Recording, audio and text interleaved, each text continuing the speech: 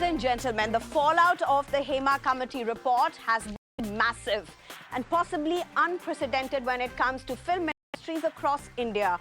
A milestone in itself when it comes to the fight for rights and safe workspaces for women.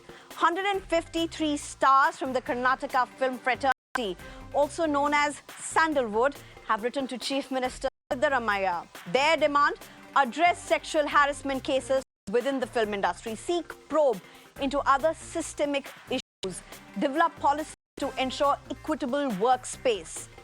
Telugu stars are demanding for the report on sexual harassment in the industry to be released. It was in 2022 that the state government formed panel constituted of police officials and film industry members submitted their report after protests of sexual harassment in the industry in 2019.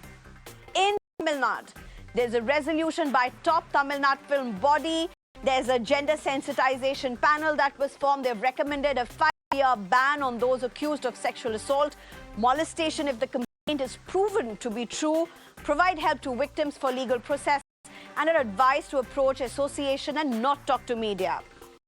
As I said, there may be some that you would agree with, there may be some that you won't. But all of this is a very crucial part and an integral part of the battle for rights in the cine world. And that is just one picture of the larger picture of the right for safe spaces for women to work in. And we're talking about 2024 India. But before we get to this, I'm being joined at this point by Actor Padmapriya. Thank you very much for joining us. Good evening. There's a lot that happened in the Malayalam film industry over the last few days. But there's also a letter. Let's start with the letter. There's a letter that several top voices, citizen voices, actors, lawyers, artists, journalists, they have written to the Kerala Chief Minister raising certain concerns as a fallout of Hema Committee report. How do you look at this letter? What do you see as the main takeaways from this letter? So I think just announcing an SIT is not sufficient is what the letter said. And I think I completely agree with it because a lot of them is not admissible in court of law, so it's going to fail. And so does that mean the account of those stories are unreal? Number two is what's happening is that there is a sensitization program which is required. What's happening right now is that the Hema Committee report actually acknowledges that there are 17 odd kind of offenses which are committed definitely against women and sometimes even across genders. And that comes because of difference in the parity of power and structural issues in the industry. Now, of course, that tantamounts to as women, we are far more vulnerable to exploitation, and sexual exploitation becomes an important, element of that because of the nature of also it being an unorganized sector. Having said that, since the time the report is out, the focus seems to have just been on that. What most of the survivors are trying to say is that they're frustrated by this constant reiteration that if I want to be part of this industry, my only way of survival is to, adjust, as in the word being commonly used. And the second thing is for the survivors who have come out already and outside of the Hema Committee report and come out on media channels and say they're like, hell go loose, I'm going to come and share my story. For them, it's been merely about first coming and sharing the story because nobody's really heard them and it's been like a pent up. And they're probably not even thinking the repercussions of it because nobody understands that legal repercussions of it, most of the women. So what's going to happen is now nobody is questioning whether the crime has, most people are assuming that the crime has not happened. And that's the lens at which they look at the survivor's story.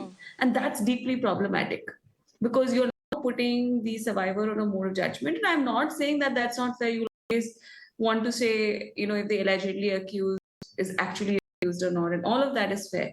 But I think in the scenario where there is was expected lashback of this kind, especially with the Hema Committee report, it would have been nice if the government had created some kind of other support systems before just having an SIT. And I think the letter also talks about some solutions, like immediate solutions, like having a sensitization and awareness program amongst people on how you should look at these issues as a survivor, because there's a fair amount of trauma happening by fan clubs, and there's a, so the entire process of you coming out because you wanted to, like, badass nikalne ke liye, you just came out, and now it's like coming back and hitting you 10x more in the form of social ostracization, which is like a normal survivor syndrome.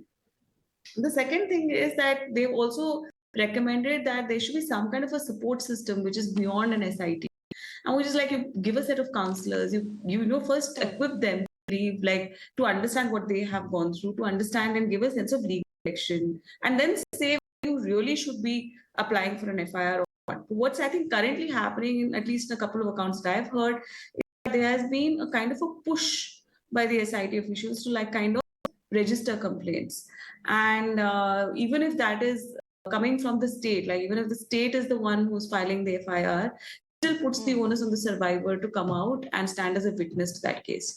And if they're not accounting or asking for it, then is that the real way of resolution, is something that needs to be questioned.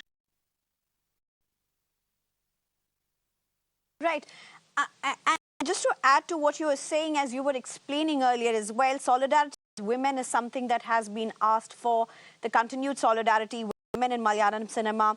There's also concerns, as you raised, about inordinate focus on sexual crimes mentioned in the report, less focus on inequality and discrimination of other forms that would be prevalent in the industry. But Padmapriya, while you are raising all of these concerns, and of course so many others who have raised the concern in the letter, I don't want to take away the gravity from it.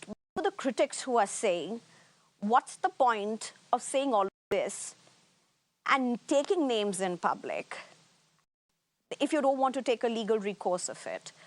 Where does this, how does this work? I mean, a lot of this was also said during the beginning when the Me Too movement initially started, and it's also been said at this point as well. To those who would support the Me Too movement and those who may have a very different opinion as well, but this is a concern. I myself had a case. I had registered the first cyber case in Kerala, and I remember I at some point to back out because I really felt bad for the parents of the guy who was like really like torturing me on really like sexually with them, like on messages and on my phone. After 6 months of torture, I had filed, and all I wanted to do was snap him and put him in the jail and put a stop to it, not knowing very well what are my rights, what are the legal precedents. And most women at 24, 25 don't know about this. Even if, like, of course, at some point of time, this legal awareness needs to be brought about, so you understand that. But what was important was that after I wanted to withdraw the complaint, the state took it up, filed an FIR, and I became witness to the case. And I remember, as an educated, privileged woman, when I was standing in the court stand for 10 minutes, I actually started believing that I induced the guy to send me these sexual messages. Or I knew this guy.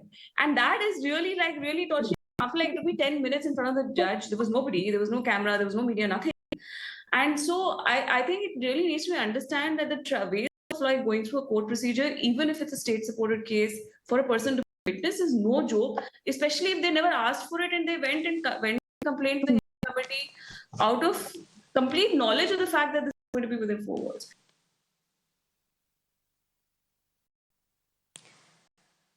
Padmapriya, I also want to ask one more question, and that is, how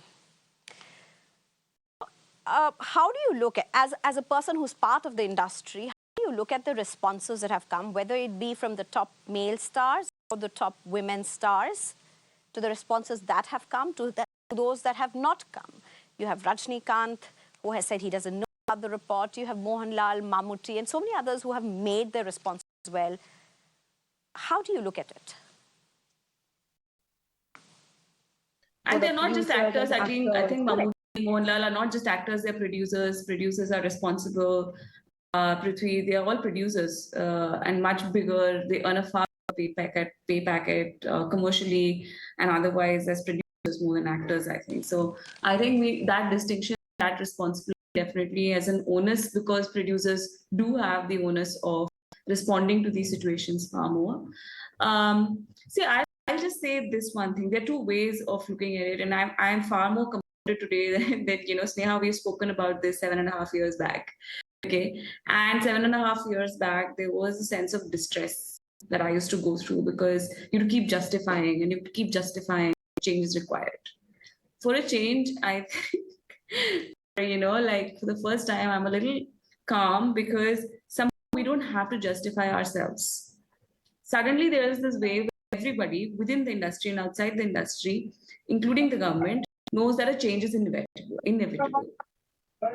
I myself have received a lot of messages from the industry, from my own colleagues, and even if they've not come out in the open, and it's okay, like, everybody takes their time. As long as they recognize that this change is required, they recognize that what we've been trying to do is not like hunt people down or kind of break the industry, actually bring about a systemic change so that it's great for everybody to work. Like if you improve a system, it's not just going to help women, it's going to help men, it's going to help everybody, the entire industry, both economically and socially and culturally. And therefore, kind of content we make also. And so, while I really appreciate that solidarity, I also do feel really bad that some of the key people who earn so much from this industry, both in terms of equity and finance, like social equity and money, really are still in a state of denial. And that's problematic because like I can give you 100 solutions. We've been working on this for 7 years, and I can come up with like 100 solutions, which could be convenient and amicable for everybody in the industry to resolve. And it's not rocket science. At the end, we all know each other. We work with each other. We can figure this out.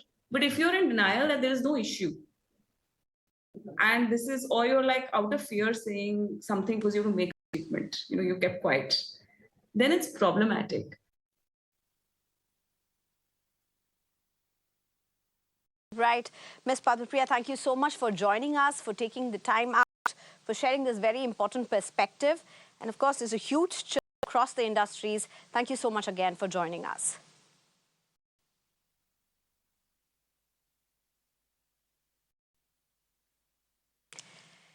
And I'm being joined at this point by Kasturi Shankar, who's an actor, as well as Madhuvanthi Arun, who's an actor herself. Thank you very much, both of you, for joining us. To both of you actors, my first question, how do you look at the demands that are now emerging from different film industries? And second, how do you look at the responses from stars to the Hema Committee report? Responses or the lack of it. Kasturi Shankar, do you want to go first? Sure. First off, the demands from special interest groups and women's collectives in different sections of the South Indian film industry, because of course Bollywood has maintained a stoic silence, but the South is waking up to it, and now stars are beginning to talk as well. I really appreciated especially some of the stances that senior actors in the Malayalam industry have taken, because it takes a lot of courage to put it out there, to go and, you're literally painting a target on yourself to go and take on a boys club. And these people are doing it. I mean, kudos, Parvati and Padmapriya, but more than all of these people, what floored me was Sneha, I'm assuming you're Malayali, you are familiar with Sheila, madam. And Madam Sheila comes out yesterday and says, don't keep asking, why did you not tell, and why are you talking now? What do you expect? You want us to take selfies when somebody is molesting us? The only reflex, the only instinct is to get out of there. You're thinking, let's get out of here. You're not thinking, let me pull my jiu-jitsu move. So I was so glad that a senior artist of her caliber put her weight behind the struggle now. And I believe these demands have been there. It's not the first time, it's not the last time, they've been there. I have spoken about it several years ago. Many people have spoken about it consistently. But when the Me Too movement happened globally, there was an attempt at bringing this out to the fore in the South Indian languages as well, but it died a quick death. It was extinguished. So this time, what is different is that it has the official seal of approval from the government of Kerala. This is not someone saying it happened to me. This is not an actor saying I have to face this. This is the government of Kerala saying, yeah, things have to change. And that's exactly why you see the difference in reaction. The voice job was fabulously happily, and I'm not talking about Kerala, I'm talking about other parts. I mean, I'm talking about my own Tamil Nadu, I'm talking about Telugu. People in power were happy. Nothing happened to them. The whistleblowers, they got thrown out, they got fired, they got humiliated. But this time, the reactions are different, and it gives me hope. Gives me a lot of hope. And I'll say this to end with you. You said, what should we be doing? Was that the second part of your question? What should we be doing at this point? I'll get to that. Let me just get in Madhuvanthi Arun first. Let me just get her respond, and then I'll get to the second part to both of you. Madhuvanthi Arun, you've just heard what Ms. Kasturi Shankar has said. Let's just quickly go through some responses. You know, whether it be women stars or male stars, there have been varied responses from Rajnikant to Mohanlal to Mammootty, to Prithvi Raj, to Vijay, to so many more. Are these the kind of responses that are encouraging for you as an actor, or how do you look at them? I am actually happy that people are responding. Like Kasturi said, people couldn't care less time ago, which is why the Me Too movement just died a very natural or a very, I could say, an unnatural death in India. Whereas in America, it hit its prime, and you know what happened to people like Harvey Weinstein. But here, at least people are opening their mouths and talking now, because there is some seriousness to what has happened as far as the Hema Committee report is concerned. And I am glad that people like Sheila, ma'am, who are very senior actresses in the field, not just Malayalam cinema, she's an in Indian cinema, has openly stated certain facts. So people are actually waking up. So the stars cannot be quiet anymore. The male stars cannot say, we're going to be quiet anymore. Some kind of a response is coming. So I'm glad this is the right way forward. But there's a long way to go. This is not enough. There is a lot more that has to happen, and a lot more that has to be done. Just by putting up tweets, it's not going to solve. There is a lot more that has to be done, and the Kerala government has to step up now. After 4 years of keeping quiet over this report, it cannot be so anymore. They have to open their mouths, they have to respond, they have to investigate, and certain answers have to be given. And if there is somebody at fault, well, the kind of punishment has to be meted out. So I'm glad things are taking the right direction, at least at this point in time, and as far as this particular case is concerned. Madhuvanthi Arun, if I can just ask a sequel to this before I go back to Ms. Kasturi. There are demands now from the Telugu industry, film industry. Telugu stars are asking, release the report that was tabled before the government in 2022.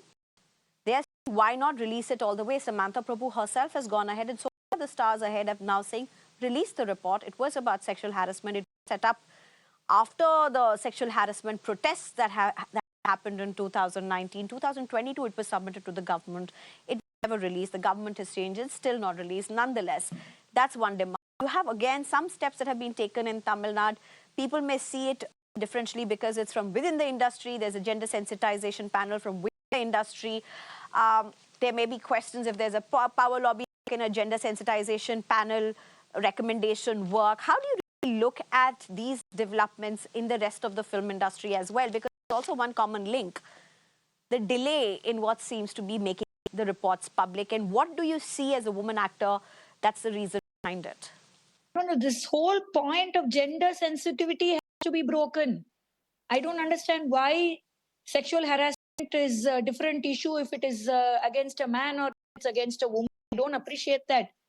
I mean, no, in today's day and age, I don't think gender is the major issue. I think it's the attitude of the people, be it a male or a female. So I don't appreciate this whole gender sensitivity coming into the picture in the first place. Why does there have to be a gender sensitivity? Somebody has made a mistake, somebody has gone ahead and complained, let the law take its course. Let there be thorough investigation and let the person who deserves to be punished, whoever they may be. Why does it have to be a lackadaisical approach if a woman approaches or a woman complains? Because that's the mindset that's been the psyche in this country for so many years. Which what Radhika ma'am earlier also mentioned, that if a woman goes out to talk, then the entire onus is on the woman. The questions are asked against her, saying, what were you doing? Like Sheila ma'am rightly said, what do you do? Take a selfie? That is the whole problem here. The insensitivity is what is the problem here. That needs to be broken, and I think that is getting broken at this point in time. So I'm hopeful. So you're making a very important point, because if you look at the Hema Committee report, what happened in Kerala, it was not gender specific. There were men and women, actors of both the genders, who went and posed before the Hema Committee report. The Hema Committee report suggestions include both the genders. So the findings include both the genders. So yes, I get where you are coming from, particularly with the name that's been used in some industries like in Tamil Nadu. But Kasturi Shankar, if I can come to you. Now, what's happened as a fallout is what many have said of witch hunt. Some have called this a witch hunt of survivors who are naming. Then you have the other aspect of naming and shaming. And then you have a possibility of a legal battle, which in Kerala context, there are noted citizens who have gone ahead and written to Kerala CM, don't push the survivors or don't force them into filing complaints, because it may be just a knee-jerk reaction of not being able to speak up earlier when it happened to them, and now they're speaking up in the wake of the Hema Committee report and the fallout of all of it. But how do you look at this? Okay, before answering that question, Neha, I want to quickly react to what Madhuvanthi was saying. And, I'm so glad that Madhuvanthi thinks this is a step in the right direction, and gender sensitivity is not something that should be, encouraged, because there is no one gender that is a victim. Excuse me, no. If you look at the actions, every single voice asking for justice has come from women. The men have all been hiding behind there. Frankly, I'm very disappointed with most of the men, the superstars, the so-called all-powerful male lobby. They're all hiding. They're all hiding behind excuses, behind statements which go nowhere, and actually denial. There is no power lobby. There is no abuse. There is no nothing. And I'm disappointed with the likes of the superstars, but I'm disgusted with Mr. Rajinikanth, because his denial is a whole new level. He's like, there is no Hema Committee only. But there is no abuse. There is no committee only. I don't know about it. He's got two daughters himself. I think what he said was, I don't know about the Hema Committee, is what he said.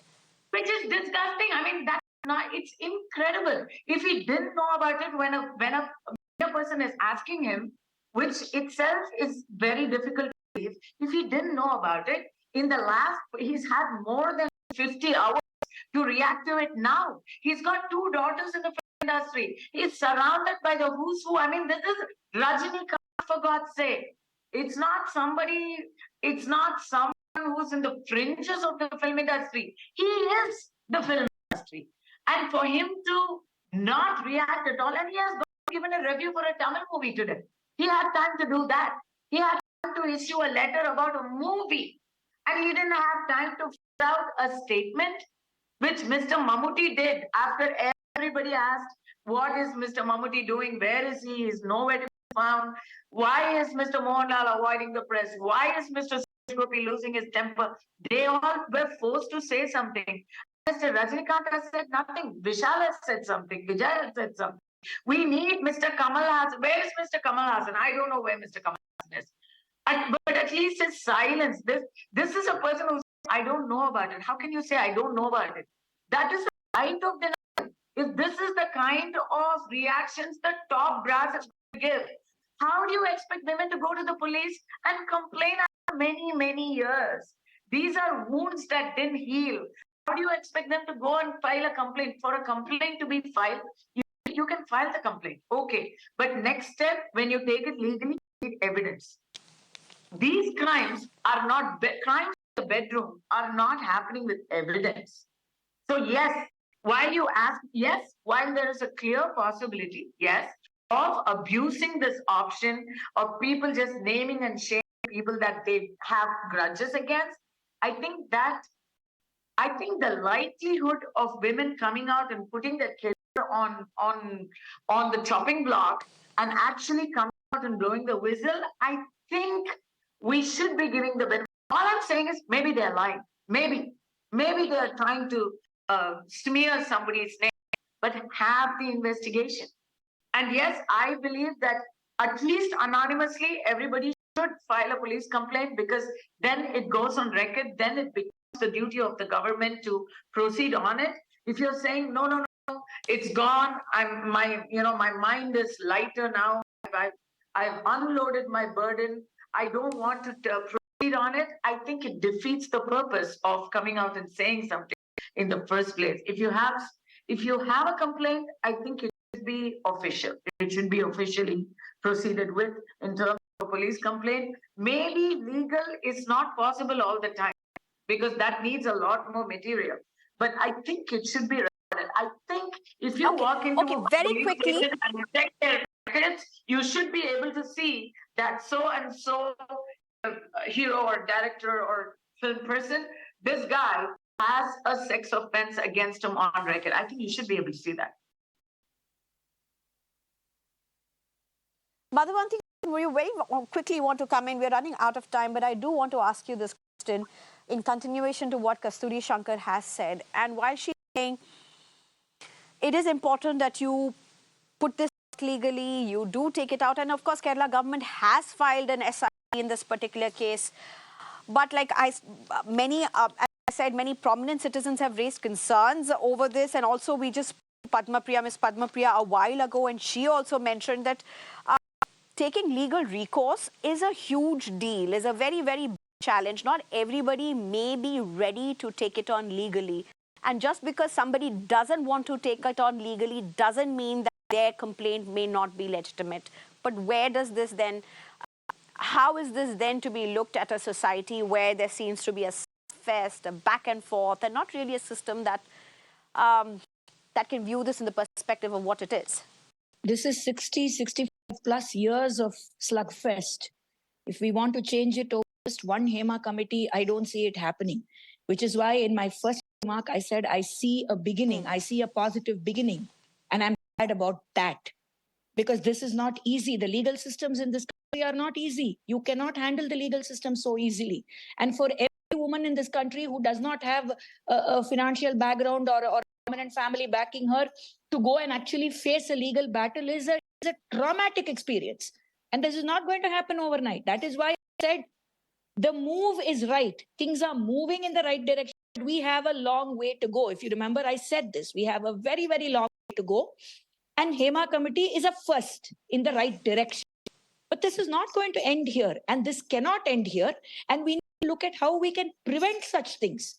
How we're going to bring in stringent committees into all industries and see what can be done in the workplace to keep a woman secure. And it's not just actresses. There are technicians who are women. There are people behind this camera who are women. There are so many women involved in a making of a film. And it's not just the actor or the actress who is involved. So there is a lot more that has to be done. And I hope and pray, and I will do all I can to keep at it. And everybody has to join in this movement. This cannot happen single-handedly. Right. One person cannot take it up and, fight the cause. Everybody has to get together and move it in the right direction. And I'm sure there will be good traction if that comes through. Right.